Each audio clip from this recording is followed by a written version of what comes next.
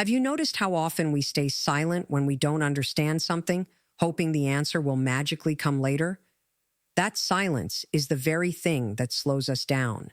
Addy used to do the same. In his English classes, whenever the teacher asked if everyone understood, he nodded along even though he was lost.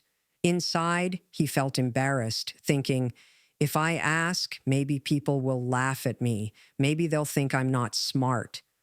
But the truth is, silence kept him stuck in the same confusion, lesson after lesson. One day, while reading a story from Think and Grow Rich, he came across an idea that struck him deeply. Progress begins with a question. That evening, instead of hiding his doubts, he wrote them down in his notebook. The next day, when the teacher asked for questions, he raised his hand, his voice trembling. He asked about a grammar rule that had confused him for weeks. To his surprise, the teacher didn't laugh. Instead, she explained it in a new way, and suddenly the rule made sense. Even more surprising, other students whispered to him after class, "I was confused about that too, but I didn't know how to ask." From that moment, Addy began to see questions differently. He understood that asking was not a sign of weakness. It was proof of courage. Each question was like a key, unlocking a door he couldn't open alone. Slowly, his fear of looking foolish turned into excitement. Whenever he was confused, he smiled because he knew it meant he had found another door waiting to be unlocked. He also discovered something unexpected. By asking questions, he helped others too. His curiosity made the classroom come alive. Teachers started smiling when he raised his hand because they knew a meaningful discussion was about to start. Friends began practicing with him, realizing that learning was not a private struggle, but a shared journey. The habit of asking questions became Addy's secret weapon. When he didn't know the meaning of a word, he asked.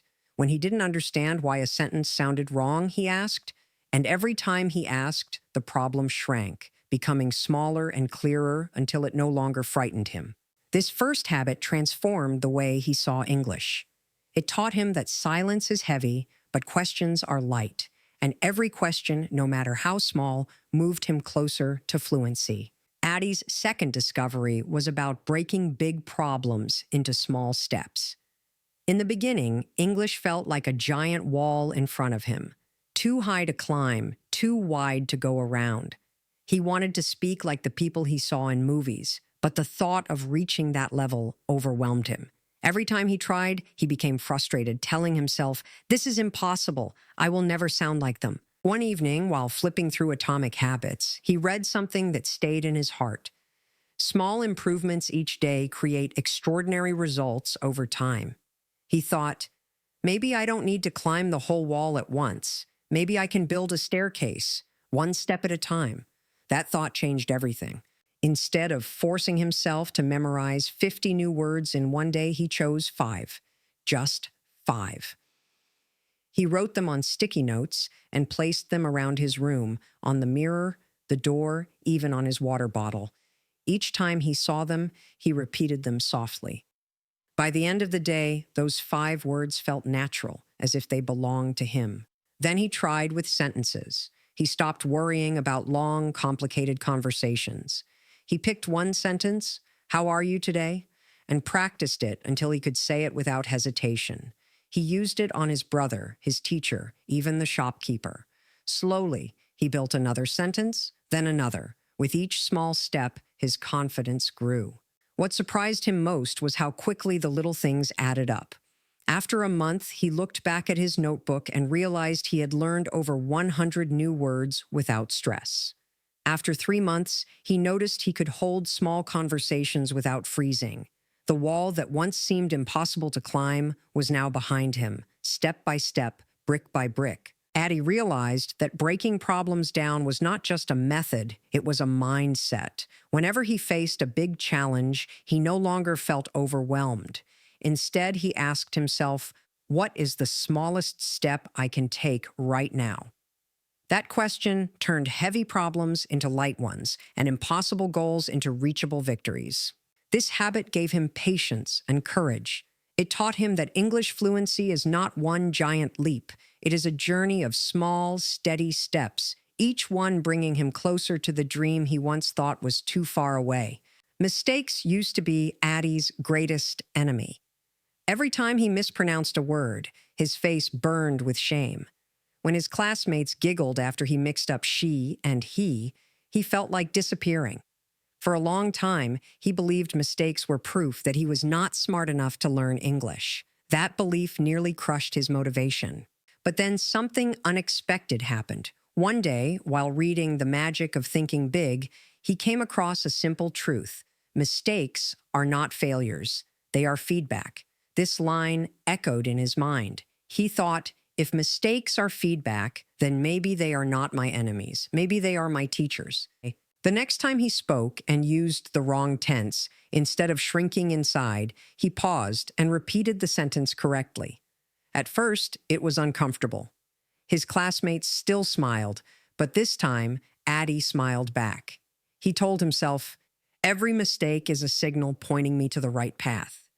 Slowly, his fear began to fade. He started writing down his mistakes in a small notebook. He called it his treasure book because each mistake inside was a hidden treasure waiting to be discovered. If he said, I am go yesterday, he would write it down and then correct it to, I went yesterday. Later, when he reviewed the book, he realized those same mistakes were the reason he could now use the past tense confidently. Something amazing happened after that. The more mistakes he made, the faster he improved. His pronunciation got sharper because he dared to say difficult words out loud, even if he stumbled. His grammar became stronger because he kept correcting himself instead of staying silent. And his confidence grew because he was no longer afraid of being imperfect. Addy also noticed that people respected his courage. His teacher once told the class, the student who makes the most mistakes is usually the one who learns the most. That sentence became his shield. Instead of hiding from errors, he began chasing them because he knew every mistake brought him closer to fluency. In time, he realized that mistakes are not signs of weakness, but signs of progress. They are proof that you are moving, trying, and daring. Without mistakes, there is no growth. With them, every wrong word becomes a stepping stone toward the right one. Addy no longer feared mistakes. He welcomed them. And that habit turned his failures into victories. Consistency was the habit that tested Addy more than any other. At first, he was full of energy. He made schedules, set alarms, and promised himself he would practice English every single day. But after a few weeks, the excitement faded. Some days he woke up tired, some days life felt too busy, and on many days he wondered, why am I not fluent yet? Why does it feel like nothing is changing? One evening, frustrated and ready to quit, he remembered a story he had once read in The Compound Effect.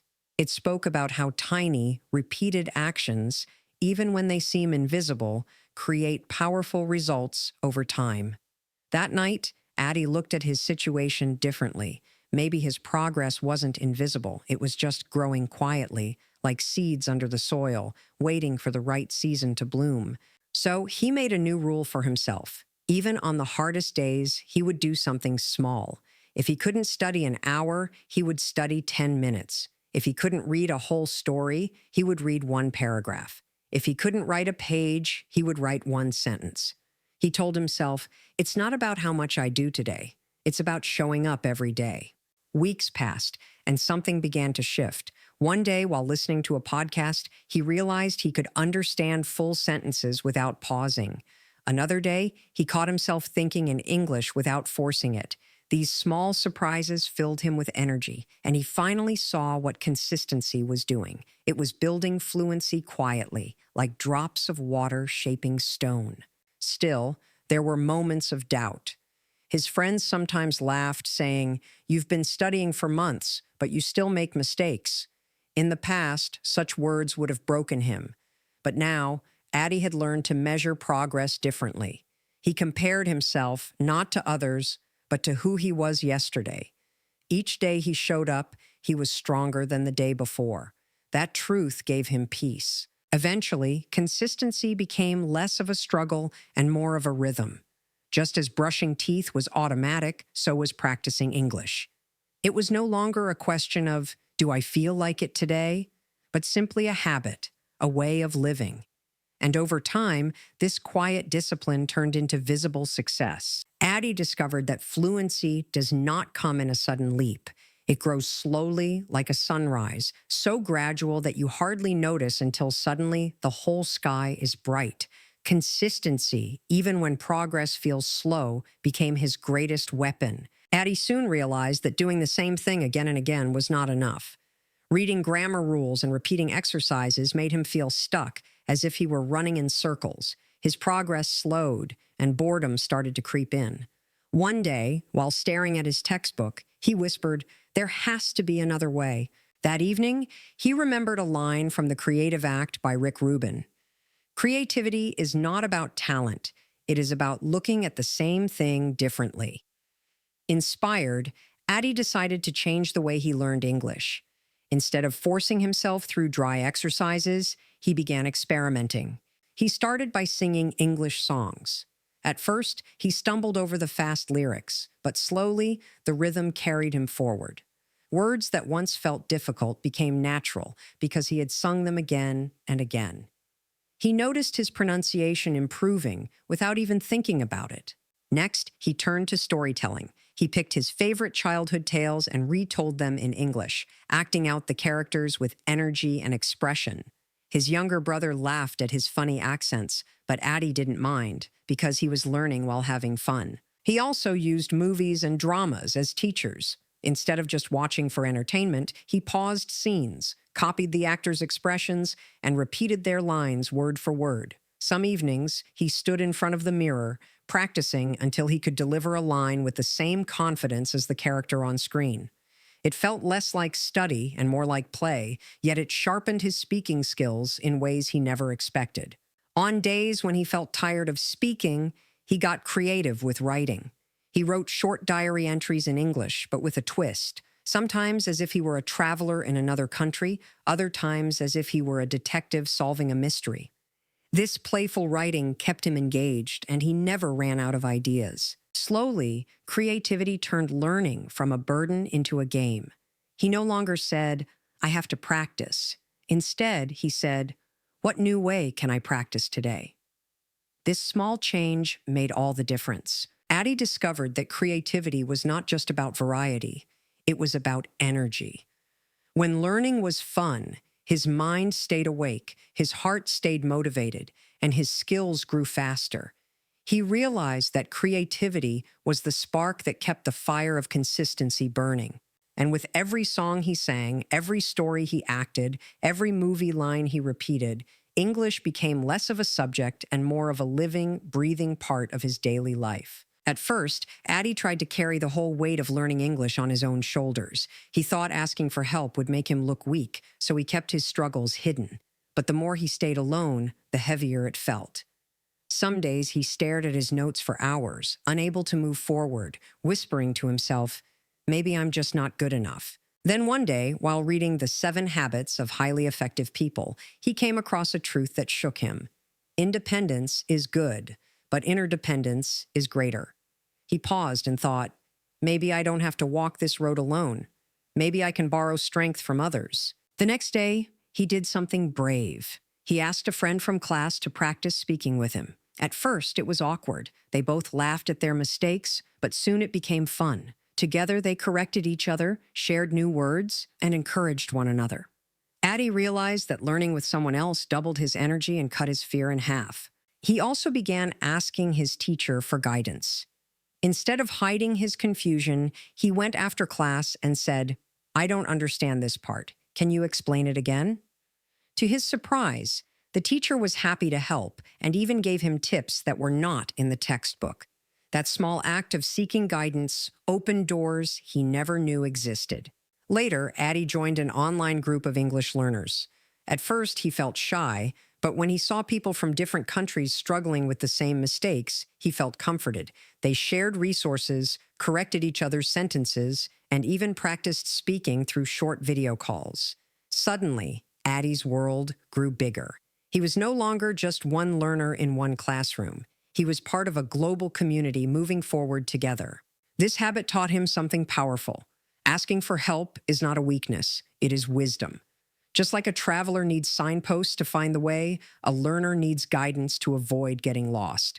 By reaching out, Addy saved time, avoided unnecessary frustration, and discovered faster paths to fluency. Over time, he noticed a beautiful change. People respected his openness. They admired his courage to ask, his willingness to learn, and his humility to accept guidance. And in return, he started helping others who were just beginning their journey. Addy learned that seeking help was not about depending on others forever. It was about learning faster, growing stronger, and then passing that strength to others. In this way, his learning was no longer a lonely struggle, but a shared journey filled with encouragement, laughter, and support. Frustration was the shadow that followed Addy everywhere. No matter how hard he studied, there were days when the words refused to come out, when his tongue twisted and his sentences broke apart. On those days, he wanted to throw his books aside and say, "Enough, I can't do this." The weight of failure sat heavy on his chest. But one evening, while reading Man's Search for Meaning by Viktor Frankl, he found a line that struck his heart. "Suffering can be given meaning if you choose the right attitude toward it." He closed the book slowly and whispered, "Maybe my frustration is not my enemy. Maybe it is a signal that I'm moving closer to something important." The next time he felt stuck, he tried something new. Instead of letting frustration push him down, he asked himself, "Why am I frustrated? What is this trying to teach me?" He noticed a pattern. Frustration came whenever he was about to grow. It was like a fire testing whether he was ready to move to the next level. So he began to use that fire. When a grammar rule confused him, instead of walking away, he dug deeper, determined to master it. When he mispronounced words and people corrected him, instead of feeling ashamed, he practiced them more until he could say them clearly. Each moment of frustration became fuel, driving him harder than before. He also created a small ritual. Every time he felt stuck, he closed his eyes, took a deep breath, and said to himself, "This frustration is proof that I'm learning. This pain is the sound of progress." These words gave him strength, like a runner pushing through the last mile of a race. Over time, something beautiful happened. The very moments that once made him want to quit became the moments that pushed him the farthest. He realized that frustration was not a wall blocking him. It was a signpost pointing him toward growth. The harder the struggle, the greater the reward waiting on the other side. Addy discovered that learning English, like life itself, is not free from frustration, but those who turn their frustration into motivation become unstoppable.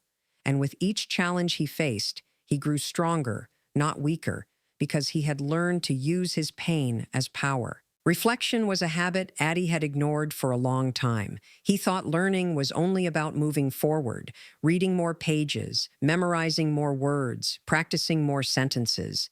But he didn't realize that running forward without looking back made him repeat the same mistakes again and again. One day, during class, he used the wrong tense in a sentence he had already practiced many times before. His teacher gently asked, "Addy, didn't we correct this last week?" In that moment, Addy felt a sting of embarrassment.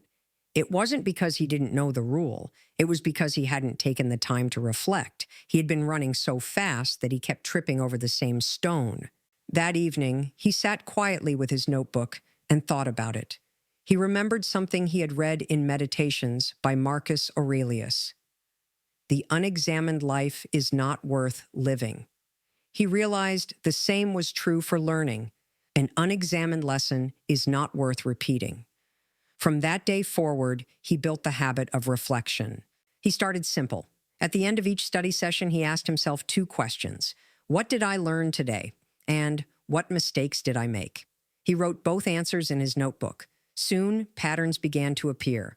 He noticed he often confused verb tenses, misused prepositions, and forgot new words because he never reviewed them.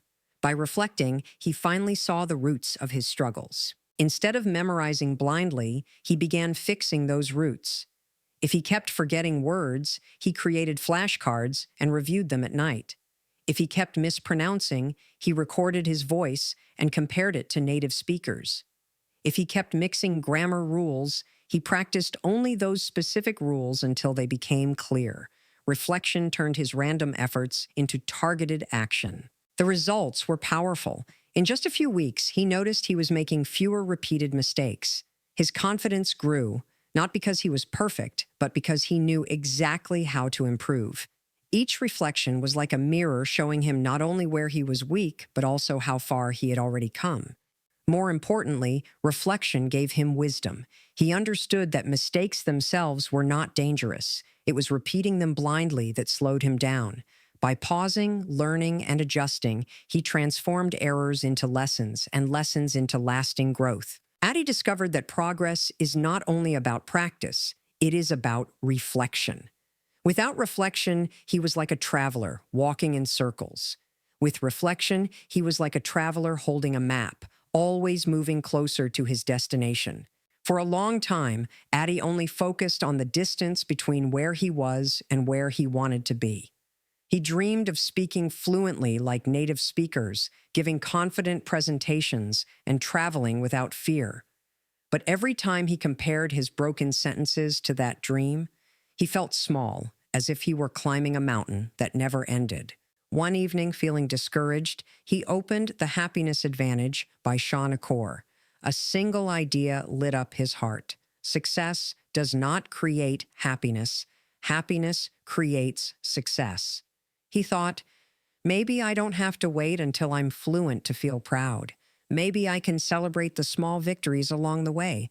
The very next day, he tried it. When he ordered tea in English at a cafe without hesitation, he smiled to himself and whispered, "That was a win." When he watched a short video and understood every word, he wrote it down in his journal with a star beside it. And when he introduced himself confidently to a new classmate, he treated himself to his favorite snack. At first, these celebrations felt silly, but soon he realized something powerful. Every small victory gave him fresh energy, like fuel for a long journey. The mountain no longer felt impossible because every step was a reason to cheer.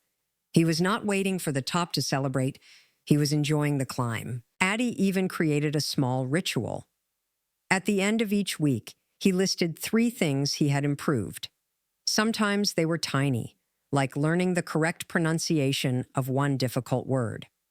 Sometimes they were bigger, like completing an entire conversation without switching to his native language.